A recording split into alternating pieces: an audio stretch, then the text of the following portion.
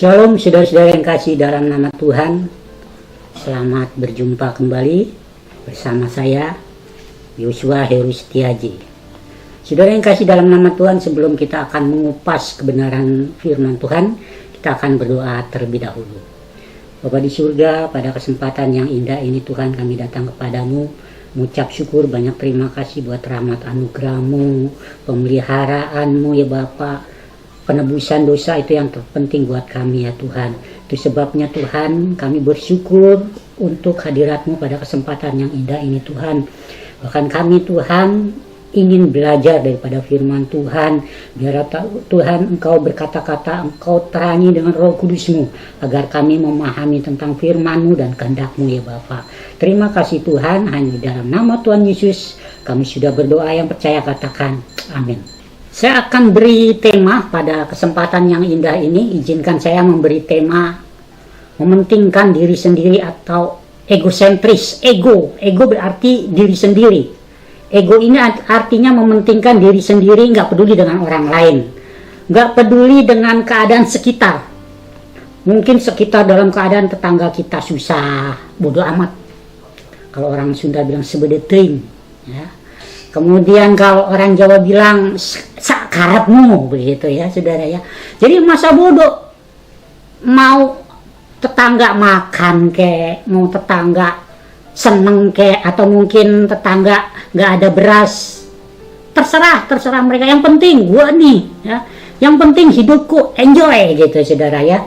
Nah, kita ambil di dalam Roma 8 ayat 1 sampai dengan 17, karena kepanjangan, kelamaan saudara entah ketiduran ya.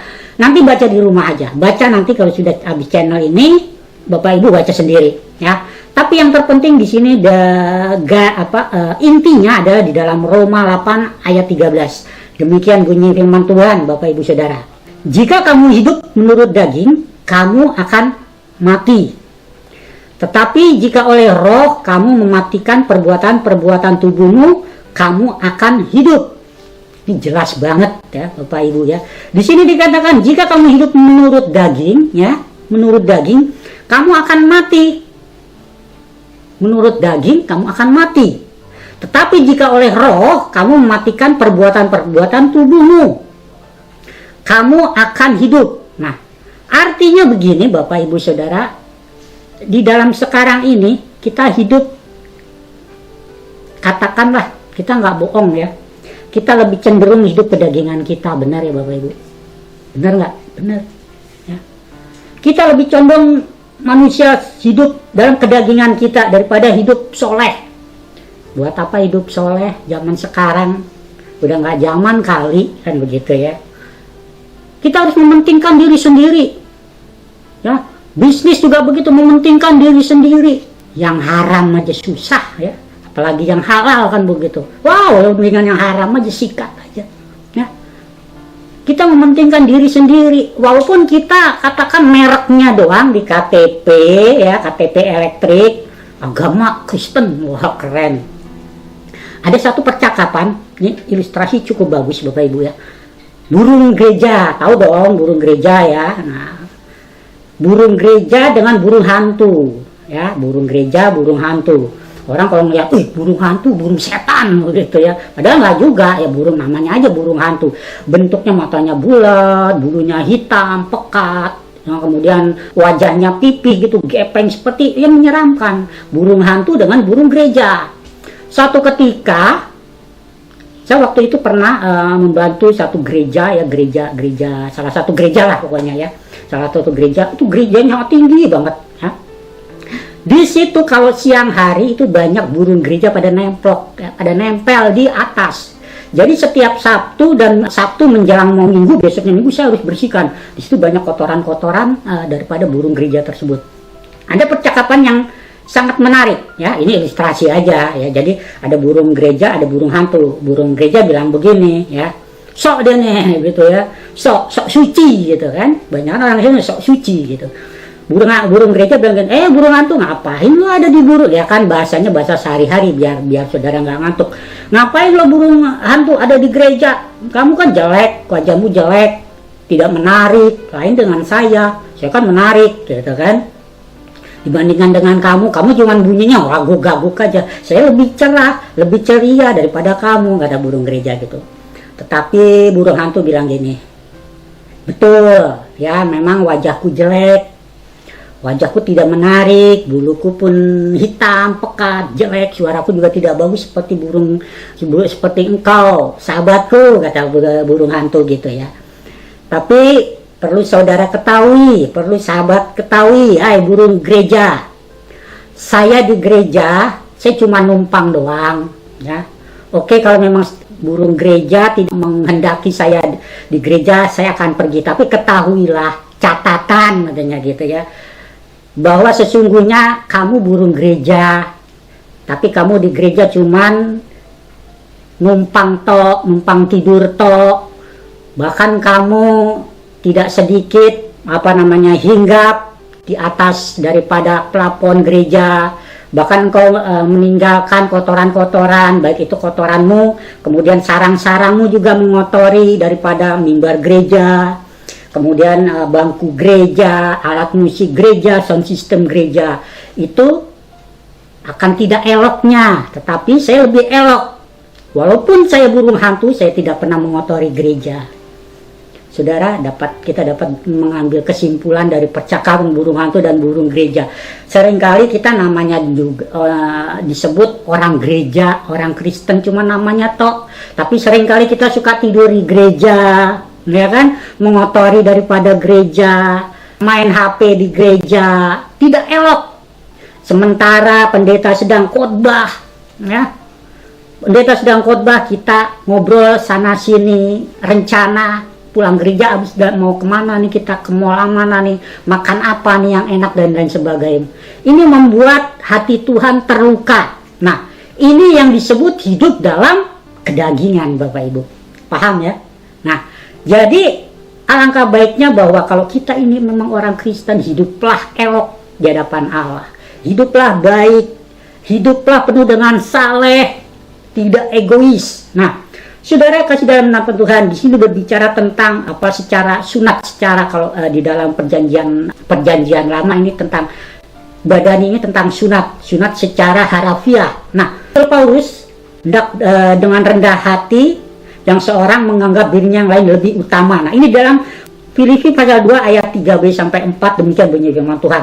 Ini sangat baik firman Tuhan ini dikatakan demikian. Rasul Paulus nih yang mengatakan, hendaklah dengan rendah hati yang seorang menganggap yang lain lebih utama.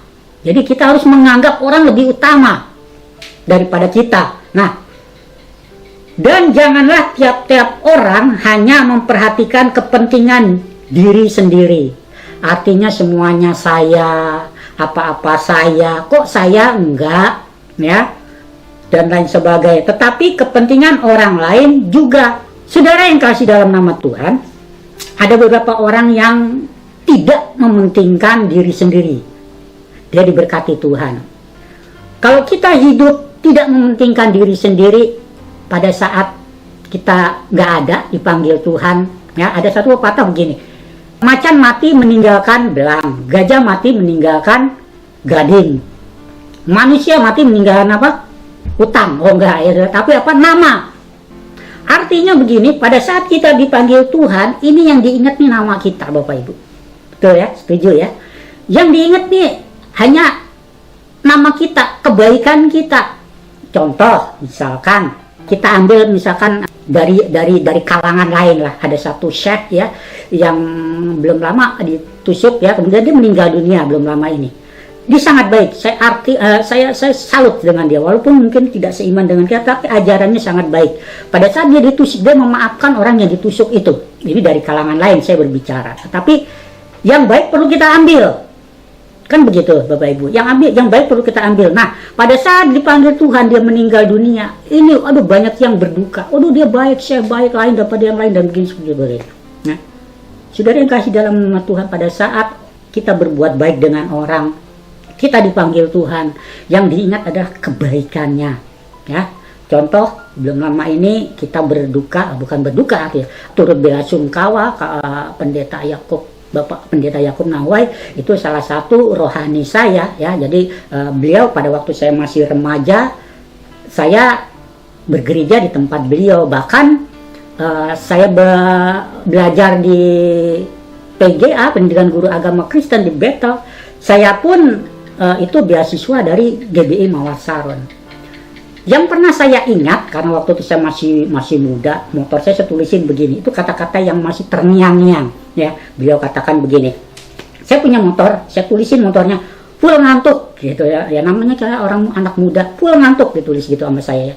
Kemudian Pak Yakub bilang, aduh, dia harus ini, gitu. Kenapa? Ini motor jangan ditulis sesuatu yang negatif, tulis Holy Spirit, Roh Kudus, dan lain sebagainya. Nah, kata-kata yang positif. Nah, sampai sekarang kata-kata positif itu masih terngiang-ngiang di telinga saya. Sampai sekarang saya sudah tua, saya terngiang-ngiang apa yang dikatakan almarhum Bapak Pendeta Yakub Nahuai. Sesuatu yang baik itu diingat-ingat. Saudara yang kasih dalam nama Tuhan, di dalam kisah para Rasul 9 ayat 30 dan 42 disitu dikatakan ada seorang, ya saya ceritakan saja, ada seorang perempuan yang bernama Tabita, ya, seorang wanita yang bernama Tabita atau bahasa Yunaninya ini Dorcas. Dia tinggal di Yope, ya, ada seorang murid perempuan bernama Tabita yang tadi saya katakan, ya. Beliau ini atau Dorcas ini, ibu Dorcas ini, dia begitu taat kepada kebenaran firman Tuhan, dia mentaati firman Tuhan. Ini orang-orang yang selalu berbuat baik, ya. Pada saat dia menyulam kain benang, kemudian dibikin shawl nah itu diberikan kepada janda-janda, baju-baju juga diberikan kepada janda-janda yang membutuhkan. Nah, kemudian kalau kita baca di ayat 36 dan 43 di situ dikatakan suatu ketika mendengar kabar bahwa Tabita ini meninggal, ya, dipanggil Tuhan. Nah, pada saat dia meninggal dunia kemudian orang sangat berduka cita. Orang sangat kehilangan. Aduh, kenapa ya? Kenapa Ibu Dorcas yang baik begitu, ya, cepat dipanggil Tuhan. Nah, kebanyakan begitu. Orang yang baik cepat dipanggil Tuhan. Orang yang jahat lama begitu, saudara, ya. Jangan nanti saudara bilang gini, saya pengen panjang umur aja, jahat aja, enggak gitu juga, Bapak Ibu, ya. Artinya apa? Orang yang baik itu cepat dipanggil, kan nggak terasa dengan kebaikannya dia, ya, merendah kebaikan dia, katanya dia dipanggil Tuhan. Kita yang pada waktu itu merasakan dampaknya daripada kebaikan. Nah, ini satu perkara lagi, satu hal bahwa jadilah orang percaya, jadilah orang Kristen itu yang dampak, jangan yang nampak, ya. Artinya begini, jadilah orang Kristen yang ada dampaknya, ya, ada dampaknya. Oh, dengan adanya dia enak loh gereja ini, dengan adanya dia tuh situasi jadi enak loh, ya, dengan adanya dia, dia ngomongnya rohani terus loh dan lain sebagainya. Jangan kebalikannya, Bapak Ibu Saudara. Dengan adanya dia, aduh kayaknya dia punya aura tuh jelek banget deh, ya. Jangan deket-deket dia deh. Dengan adanya dia rusuh, provokator dan lain sebagainya. Nah, seringkali kita menjadi orang Kristen yang demikian. Tidak mengharumkan sesuatu yang baik, nggak ada dampak yang positifnya, tapi yang negatifnya, nampaknya doang begitu, nampak, ya. Jadi ada dia, ya, apalagi orang kaya, maunya yang tadi nanti kalau saudara lihat di channel Pak Gembala Sidang, ya, jadi ada orang kaya yang bilang begini, saya nyumbang paling besar gitu, tapi jangan dikasih nama. Nah, ya, aneh kan, orang kaya menyumbang gereja paling besar tapi jangan dikasih nama NN. Kemudian pengurus ini, bendahara gereja ini bilang gini, loh kok tumben, biasanya kalau orang memberikan itu kan ada namanya, apalagi besar seperti Bapak. Jangan bilang-bilang kalau saya dikasih nama nanti kan orang pajak tahu gitu. Jadi begitu masalahnya, Bapak Ibu, ya. Jadi kalau dikasih nama misalkan Yosua Heru nyumbang 100 juta, nanti ada orang pajak, ya, dicari-cari. Nah, orang kaya nggak seperti itu. Kalau memang dia mau memberi pakai nama kayak atau enggak, itu enggak masalah. Nah, saudara yang kasih, jangan cuma nampaknya doang, tapi ada dampaknya yang positif. Nah, kita lanjut dengan si Dorcas ini, Ibu Dorcas ini. Pada saat itu murid Petrus datang, diundang oleh beberapa orang yang pada waktu itu merasakan sangat kasihan kepada Ibu Dorcas. Dipanggillah Petrus untuk mendoakannya. Kemudian ibu-ibu di situ juga ada, kalau nanti Bapak Ibu baca, ya, di ayat-ayat kisah tentang Tabita ini cukup bagus, ya. Kemudian pada saat Petrus berdoa dan membangkitkan daripada Ibu Tabita, akhirnya dia bangkit. Nah, Bapak Ibu Saudara yang kasih dalam Tuhan, pada saat Petrus, Tabita, bangkitlah, orang yang baik hati akan disenangi pada saat dia berbuat baik. Nah, pada saat Petrus berdoa untuk Ibu Tabita ini langsung bangkit. Saudara yang kasih dalam nama Tuhan, berilah apa yang sudah kita dapat dari Tuhan. Berilah, jangan kita egosentris, jangan kita mementingkan diri sendiri. Pokoknya orang lain mah masa bodoh, yang penting saya senang, ya. Jangan juga begitu Bapak Ibu Saudara. Nah, itu yang pertama, orang yang tidak mementingkan diri sendiri. Kemudian di dalam Kejadian 13 ayat 1 sampai dengan 18. Ini tentang Abraham, ya. Abraham ini kita tahu kalau di dalam pasal 13 ayat 1-18 itu dikatakan bahwa Abraham orang yang cukup amat kaya raya. Karena pada zaman dulu kan pindah-pindah begitu ya. Jadi satu tempat pindah tempat lain, ke lahan yang satu padahal satu pindah. Nah, suatu ketika Abraham ini banyak sekali hartanya. Sangat amat banyak hartanya. Semua dombanya, semua ternaknya dibawa semua, ya. Ontanya dan berbagai macam ternak, binatang ternaknya. Nah, kemudian Lot juga ikut keponakannya, ya, ikut sama omnya, ya. Pada saat Abraham bersama Lot, ya, keponakannya ini jalan, ya. Kemudian karena sebenarnya lahannya masih besar, karena mereka ini kaya raya, khususnya si Abraham sangat amat kaya raya, ya, sangat amat kaya raya. Sehingga ladang yang cukup besar karena banyak barangnya. Kalau sekarang mah kan banyak barangnya, jadi kelihatannya kecil, nggak cukup. Kemudian dombanya, ternaknya Abraham banyak, Lot juga banyak. Pada saat mereka ngumpul, ya, menggembalakan daripada ternak mereka, berantem lah. Karyawan daripada Abraham dan Lot berantem. Wah, ini punya saya, ini lahan saya, dan lain sebagainya, ya. Kemudian pada waktu itu datanglah, ya, Abraham menghadap daripada Lot, ya, keponakannya. Ini gimana nih, ya, karyawan kita atau gembala-gembala kita ini meribut tentang lahan. Kemudian pada waktu itu di situ dikatakan bahwa terjadilah perkelahian antara gembala Abraham dan Lot. Kemudian pada waktu itu Abraham bilang, aduh, saya begini pusing deh, ya. Saya pusing kalau begini caranya. Akhirnya apa? Mengalah bukan berarti kalah, tapi mengalah untuk menang. Sekarang gini aja dah Lot, ya. Dibawalah Lot keponakannya ke salah satu daripada tanah lapang. Kemudian di situ dikatakan, coba lihat tanah ini luas, ya.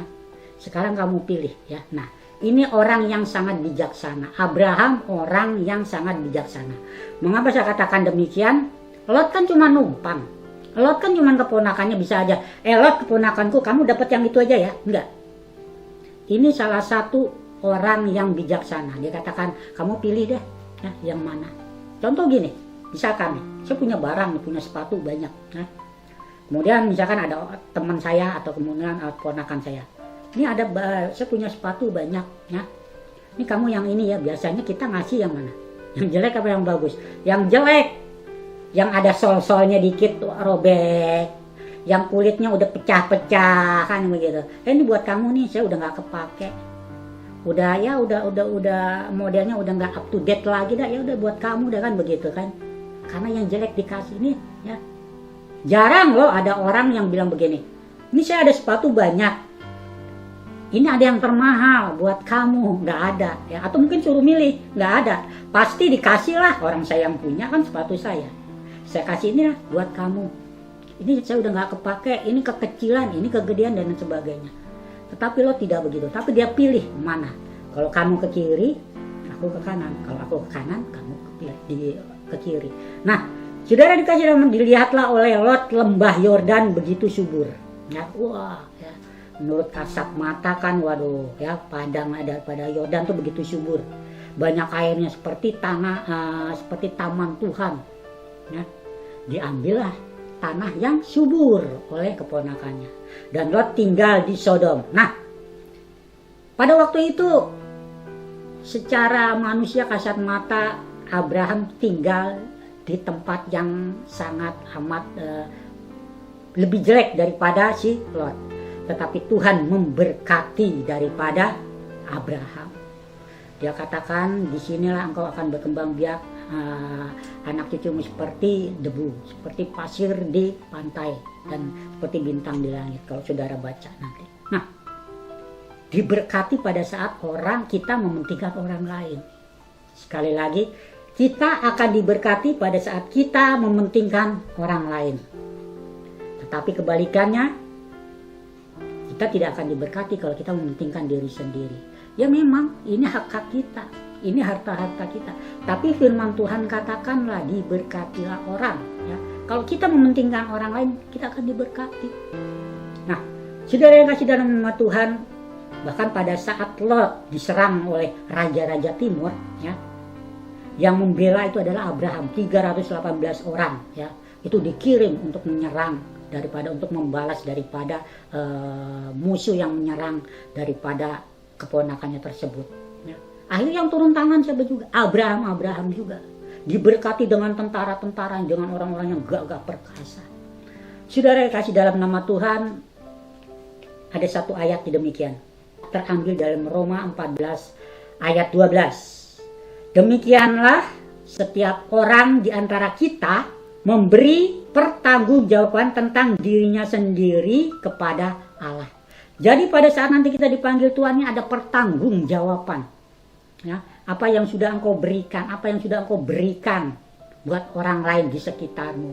Di masa-masa pandemi ini seringkali mungkin kita, buat saya aja kurang kok untuk mementingkan dia. Ya, untuk saya aja masih begini kok. Ya. Ya kalau kita berlebihan nggak apa-apa, berkelimpahan, kita juga sendiri masa pandemi ini apalagi, ya, dan lain sebagainya. Seperti Abraham, dia beriman. Seperti Abraham, dia beriman pada saat dia memberikan yang subur kepada orang lain, memberikan yang terbaik kepada orang lain, Tuhan akan limpahkanlah. Biar kiranya firman Tuhan tidak saya panjangkan, tapi saudara mengerti bahwa sesungguhnya kita nggak boleh mementingkan diri sendiri. Itu pun saudara kita. Baik itu dari kepercayaan apapun, itu saudara kita.